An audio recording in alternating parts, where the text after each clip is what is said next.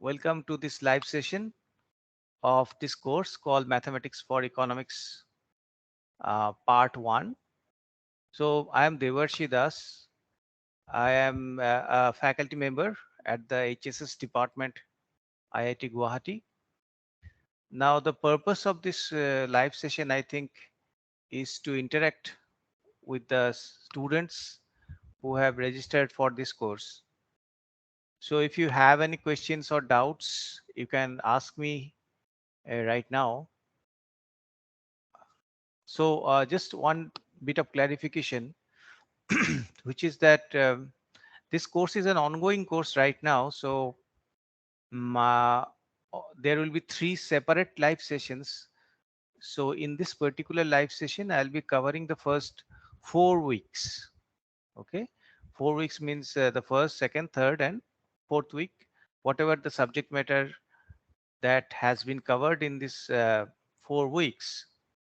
Those things we shall deal with in this particular live session. So in the future live sessions, we shall have 2 more sessions, I think. In the future live sessions, we shall try to cover the rest of the material. That is, from 5th to 12th. Those will be the weeks that will be covered in the future live sessions. So if you have any questions or doubts you want to raise regarding the first 4 weeks subject matter or topics, you can ask me.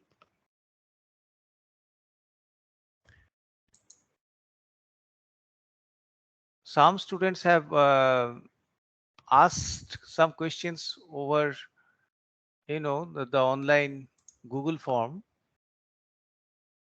So let me try to take up those questions if you uh, are waiting for to ask your questions. So this one question has come from Aditya Vinayak Srivastav.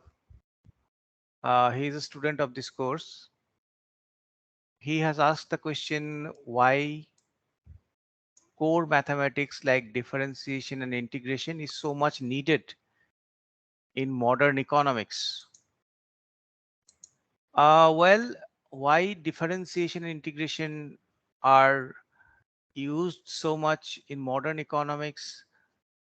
I think the answer you will get if you go through this course, because once you go through this course, you will understand that many of the economics problems um, can be translated into the language of mathematics. And if the economics problems can be translated into the language of mathematics, then obviously, if the mathematics problem is solved, then the corresponding economics problem also has a solution. So that is, I mean, the basic idea why differentiation and integration are used in economics so much. And specifically, if I have to answer this question specifically, why particularly differentiation, for example. Now, differentiation is, part of calculus, and in the case of optimization. So you want to optimize some function, right?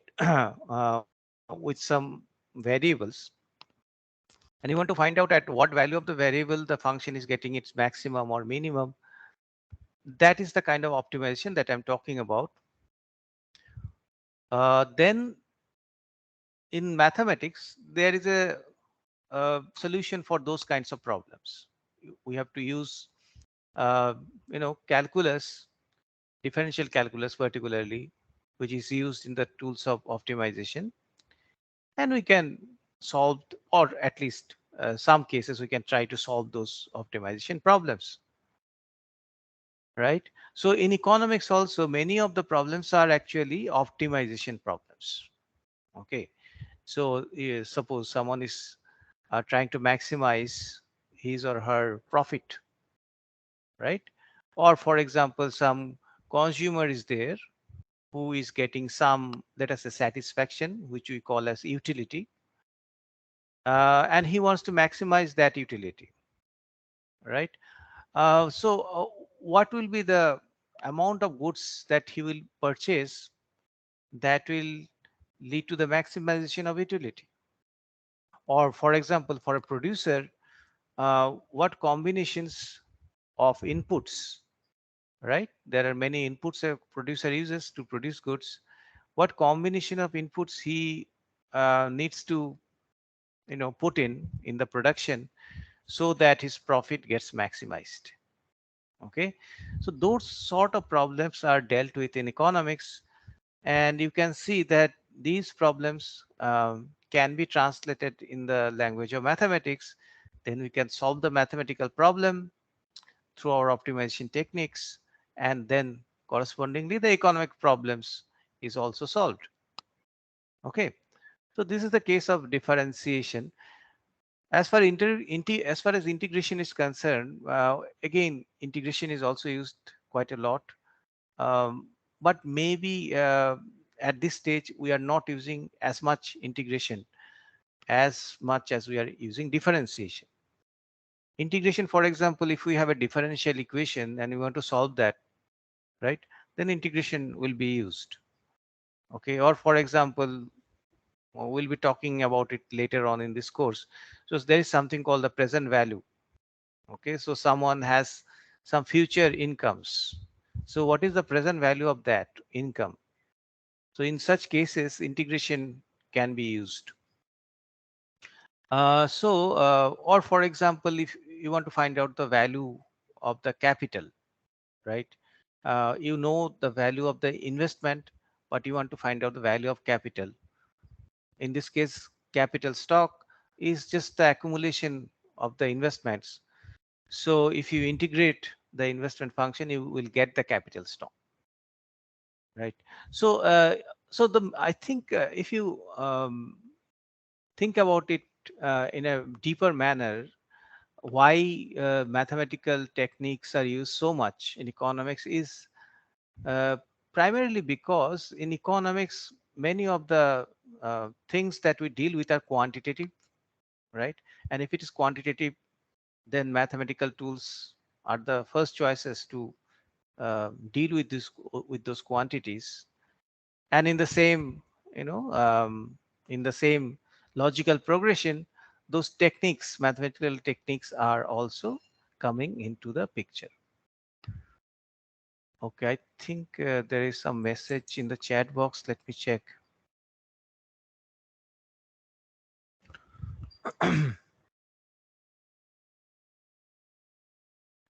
Ramakrishnan, is mathematics covered in this course enough to perform the advanced economic and econometric operations? If not, are there any subsequent materials or courses to cover all those? Okay, Ramakrishnan has asked this question. No, obviously, this is just an introductory course. So, econometrics, let us try to understand what is econometrics, what econometrics deals with. Econometrics is something completely different. It's um, not per se mathematical economics. Econometrics deals with the use of statistics in economics, right? So you have to have some basic grounding about statistics, and only then you can understand the first course of econometrics. So that is a different branch altogether. Obviously, in statistics, you need to have some idea about mathematics as well. But what about advanced so-called, uh, what is the exact phrase that you have used? Perform all the advanced economic and econometric operations. Uh, I do not exactly know what you mean by advanced, but I think I mentioned it in the first lecture of this course itself, that this course, let us try to understand the parameters of this course. What is the purpose of this course? This course has been designed for those students who do not have any background in economics.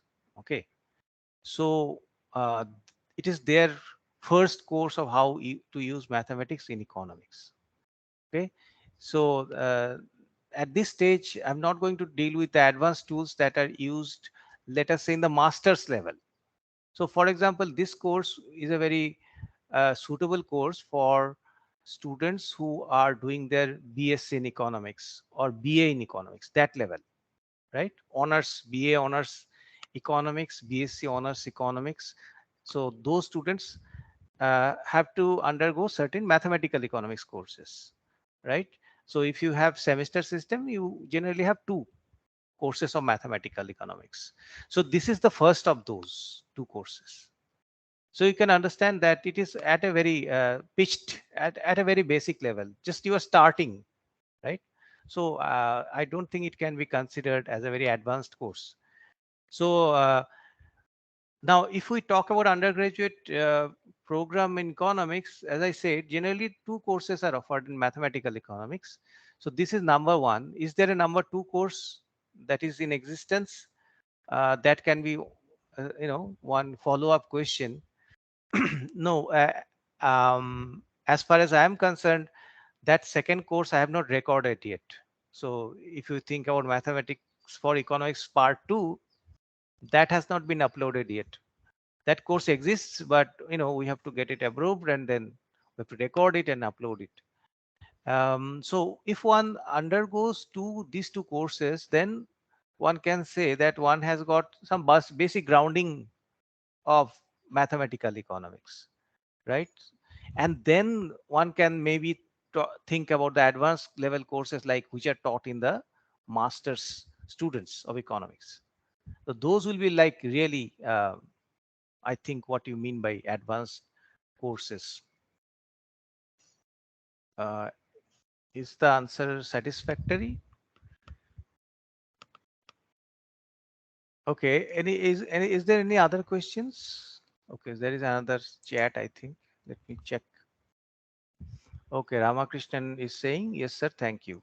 Thank you. Thank you for your question. Let me check whether I have got some other questions from other students in the online thing. So there are two students who have asked a similar question, Sunil and Shanmukh. Their concern is that the difficulty in the assignment is not very much. The level of difficulty is not very much. Okay, so that is their concern. Yeah, that is correct. And especially because the questions that I'm asking are multiple choice questions. Okay.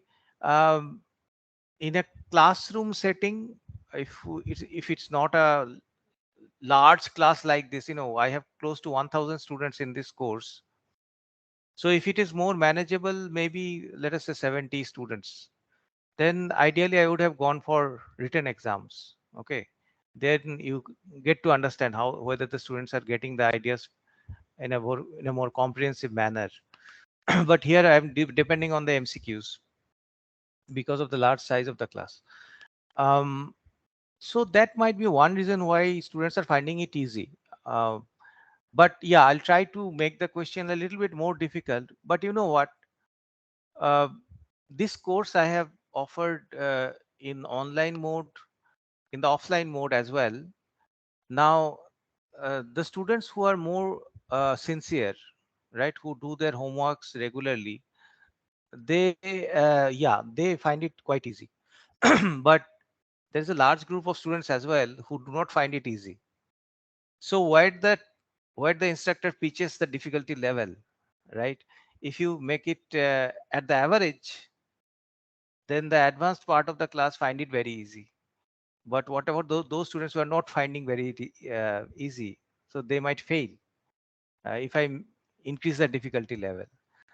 So that's a difficult choice for the instructor, and he has to, use his discretion as to where to set that level of difficulty, right?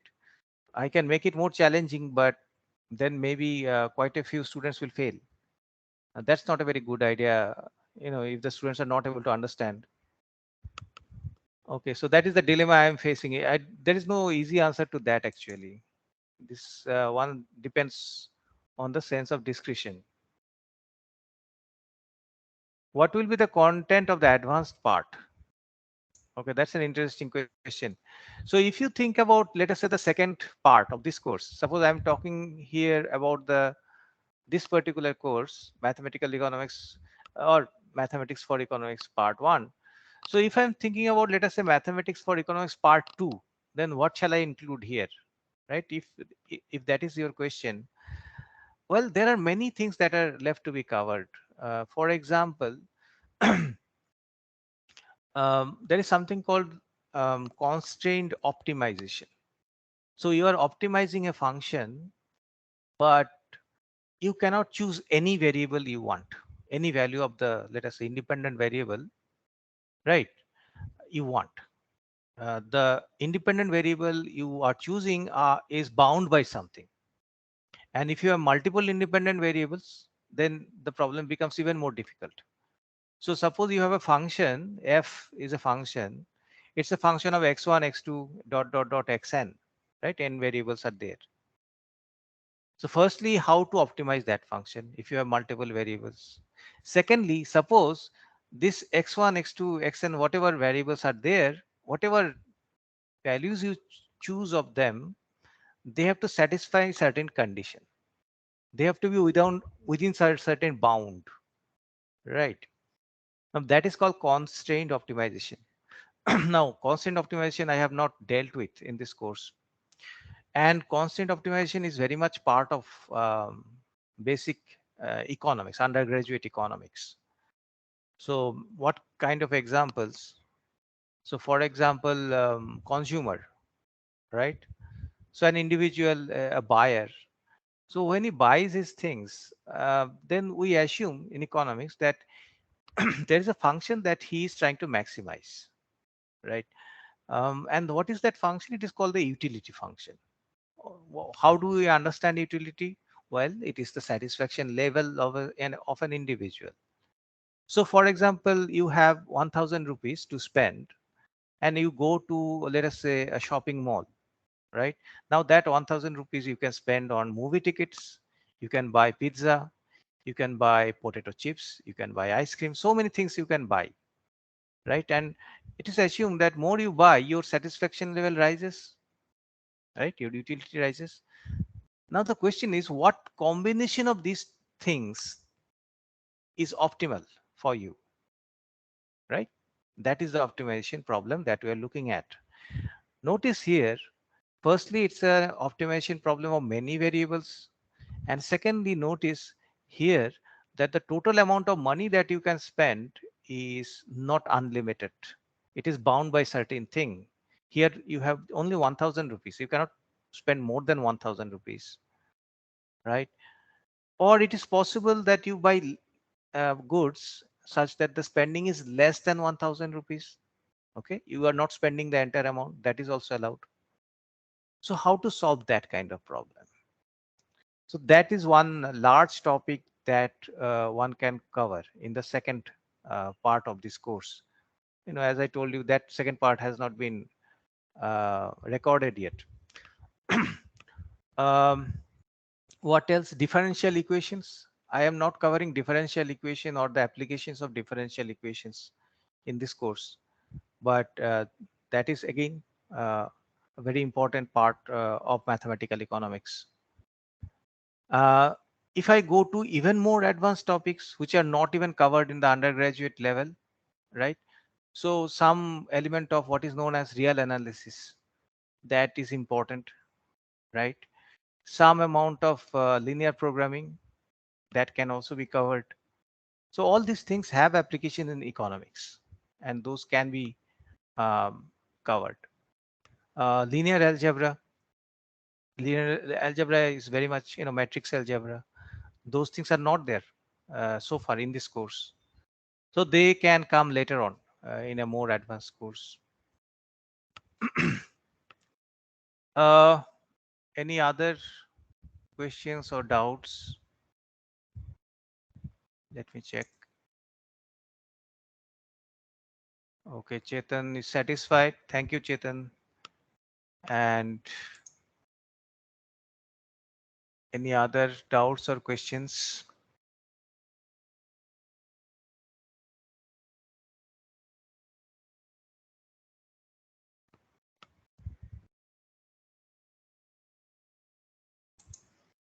So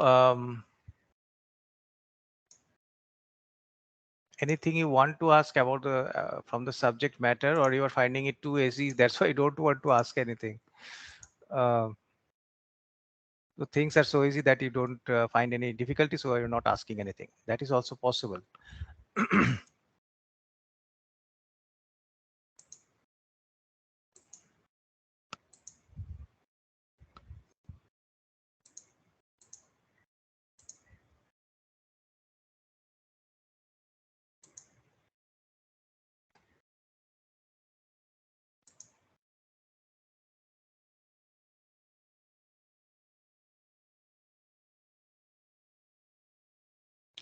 Okay, Harini is asking, I am clear of applications of differentiation, but why and how limits and continuity is used in in the latter stage? Limit and continuity, I'm not saying that limit and continuity are going to be used separately in a latter stage. But what I think is important is that to get the basics of the differentiation correct, um, limit and the ideas of limits and continuity are necessary. So the basic definition of um, differentiation, if you look at the definition, you are taking h going to 0, right? You are taking the limit of h going to 0. So there you have to be very sure about how the function is behaving, whether we can actually differentiate the function, right? Similarly is the case of continuity. If the function is not continuous at a particular point, then we cannot differentiate that function at that point, right? So when we use our judgment to differentiate a function, sometimes we blindly differentiate a function. We get a function and we differentiate it without paying much attention whether the function is continuous or not, right, in its domain. Maybe it is partly continuous in some part and not continuous at all points. So I think one has to go through these lessons of limit and continuity, all right, to be sure about our own basics, whether the idea of differentiation can at all be applied or not. Other than that, as far as economics is concerned, those things do not have any other applications as far as I know. They are just there to, you know, make your grounding of differentiation solid, or the application of differentiation in a more, firmer ground. Would you, Ramakrishnan is asking, would you recommend us to take any core mathematics courses like real analysis or linear algebra concurrently? No, not really. So, what I'm trying to say is that real analysis is actually not even touched in undergraduate economics. So, suppose I'm talking about of a typical, economics student. Maybe many of you are not even, enrolled in any economics program. Maybe you are from engineering background. But I'm looking at it from a different point of view. I'm thinking about an economics student. Okay, now let us see what are the courses that he goes through. So in his undergraduation, he will go through these two, mathematical economics courses, right? The first of this is this course that I'm offering. Now, in his entire undergraduate syllabus, real analysis will not be covered. Yes, some metrics, linear algebra will be there. Real analysis will not be there. When he goes to his master's, let us say he's doing MA or MSc in economics, then he will have to undergo another two, depending on the university. It may be one or two courses on mathematical economics, compulsory courses. By the way, all these courses are compulsory courses. None of them is optional. Okay. Now, in the master's level, he will have to go through mathematical economics courses. Their real analysis and a little bit more advanced level of linear algebra will be taught, right? Now, if you want to do it independently, right? So I think now the level of difficulty that I'm telling you is clear. So those students who are doing their masters in economics, right? So their mathematical economics will require real analysis, optimization, advanced optimization. Those things will come then.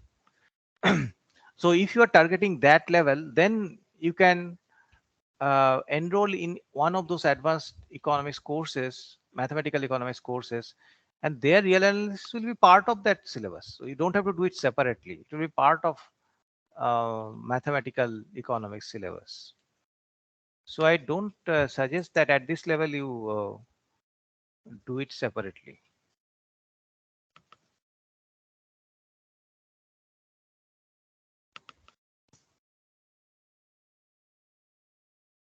And as I was telling you, I know you might be having your own notions of how these things are related to each other, how these different concepts of mathematical economics, econometrics, these things are related to each other. So econometrics is a different, direction altogether. It's more statistics, where people deal with data and other things.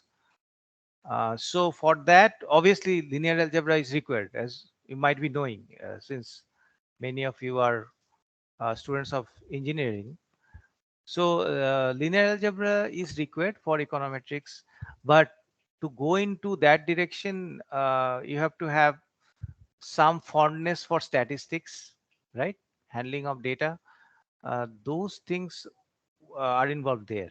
But here, if you're talking about mathematical economics, it is more theoretical.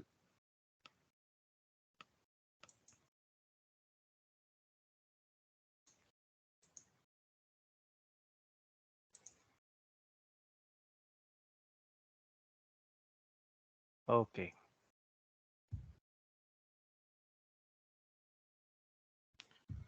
Any other questions or doubts?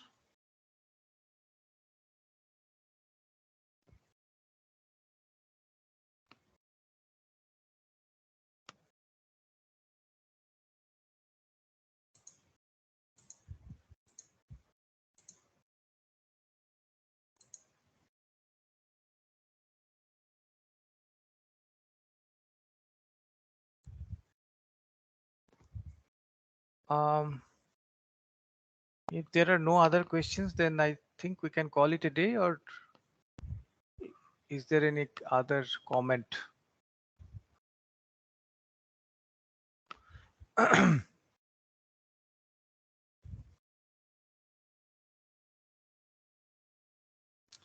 Shubham is asking, sir, can we get this meeting's recording? I think recording of this will be sent to the students who are registered for this course. They can access this. So you don't, if you are registered in this course, you don't have to worry. You can, access this recording later on. It will be made available to you. That's what I've been told.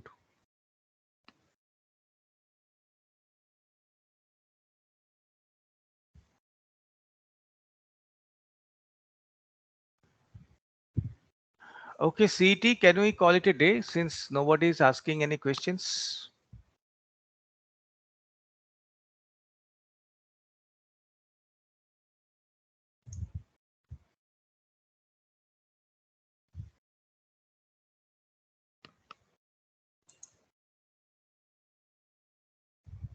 Yeah, yeah. Chetan, if you want to ask something, yeah, let me try to understand your question. If it is out of topic, then maybe I'll not be able to answer. But yeah, I can try.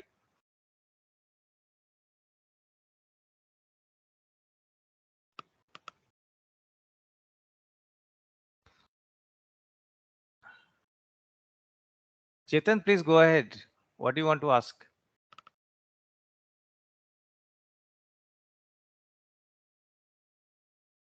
Will you please suggest reading from which I can get the Phillips curve equation? Okay, Phillips curve.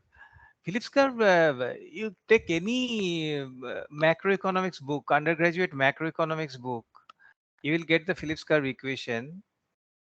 For example, some of the old classics of macroeconomics books.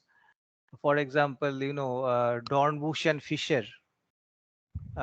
You can look at that, or Blanchard. Blanchard. Let me write those down on the screen for your uh, benefit.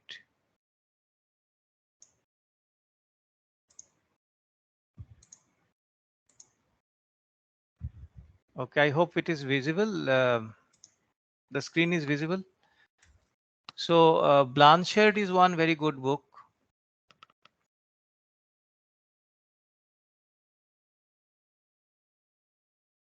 Okay, or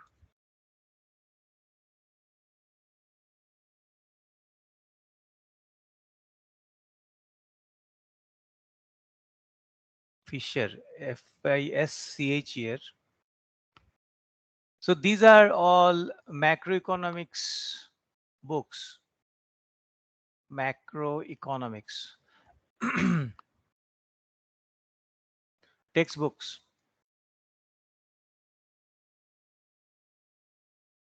So in any macroeconomics textbook, you will find the equation of the Phillips curve. But Phillips curve also has many versions. So the version of one book may not match with the version of another book, but they are similar. The idea is similar, but the form could be a little bit different. And what is the level of difficulty of these books? These are generally taught in the undergraduate level, in the US universities, and in some Indian universities as well. And even in the Blanchard, for example, some topics are taught in the master's level also. Let us say first semester masters. So in these books, you will be able to get the equations. Yeah, David Romer is a little bit advanced. So David Romer, I think the book you are talking about is called Advanced Macroeconomics. That book, if you're talking about, then it's a little bit advanced, David Romer's. Um, and I'm not sure that book will have the Phillips curve equation. It might have. Okay, Sanskriti is saying, sir, I am a student of IGNOU. The content is really good, but can you give any other book recommendations as well? Other book means the basic book, I think. Let me check the basic reference that I gave to you. It's Sitsetter and Hammond. Where is that?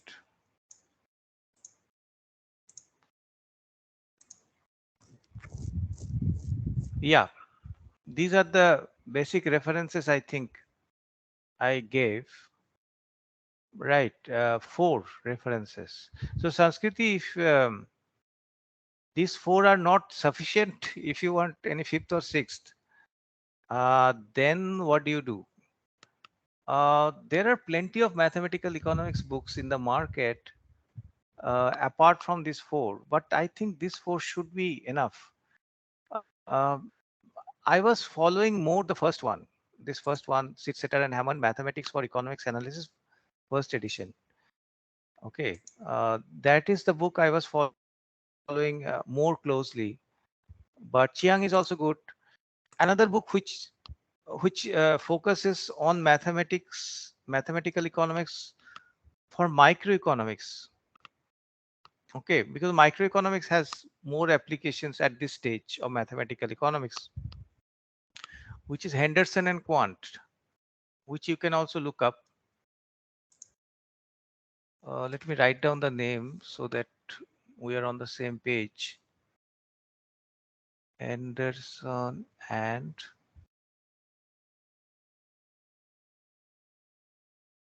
Quant.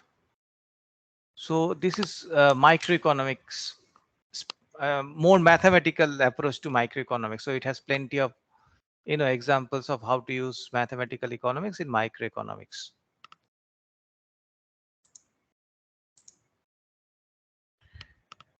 Okay.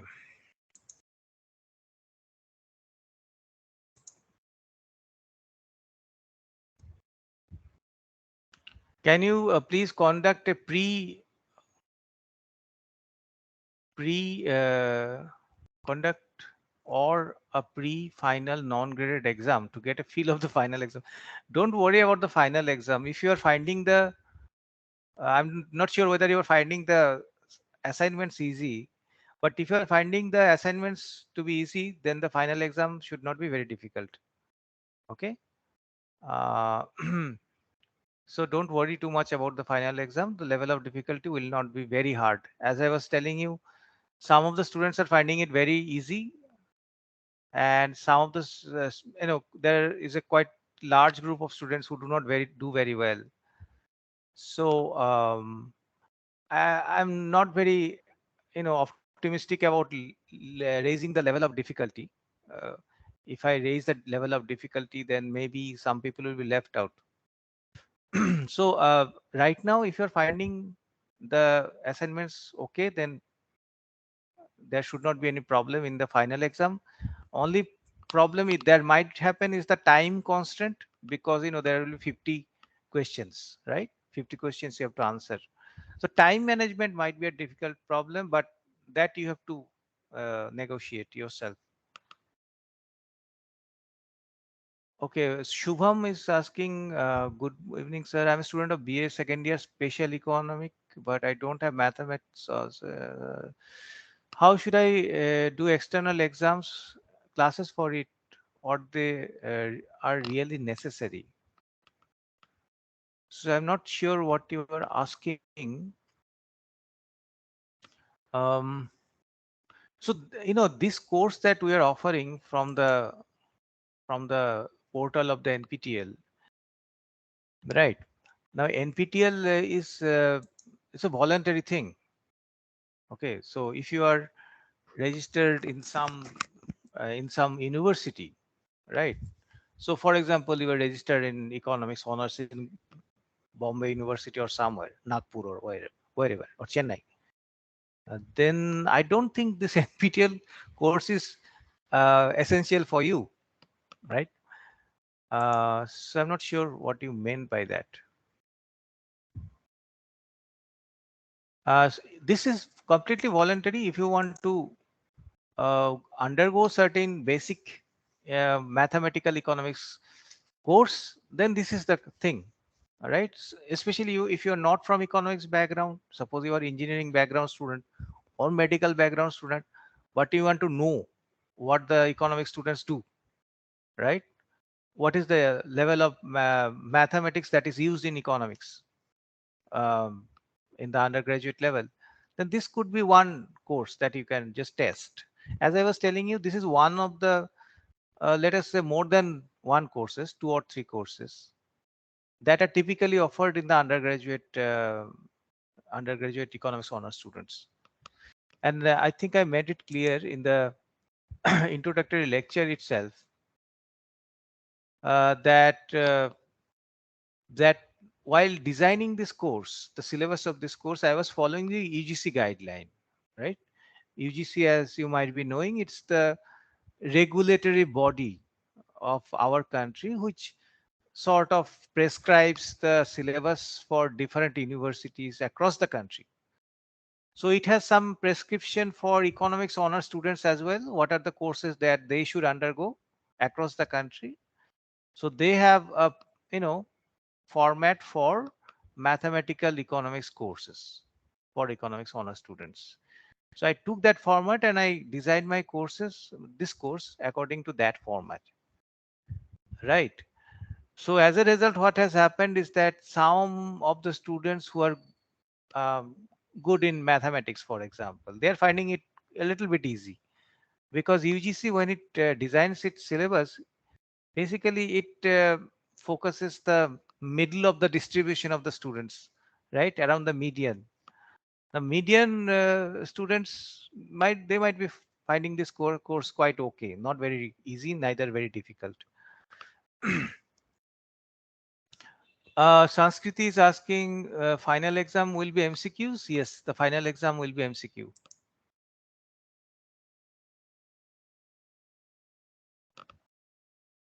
Okay. Any other questions or doubts?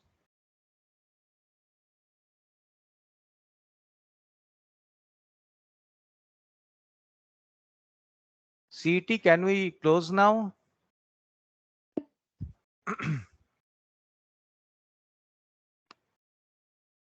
I cannot hear you. Okay, sir. Okay, I think students are done with asking their questions, and I'm happy to be of help. So if you have further questions to ask, please be there in the next live session. I think that will take place in the next month. Okay. Till then, goodbye and good luck. Thank you.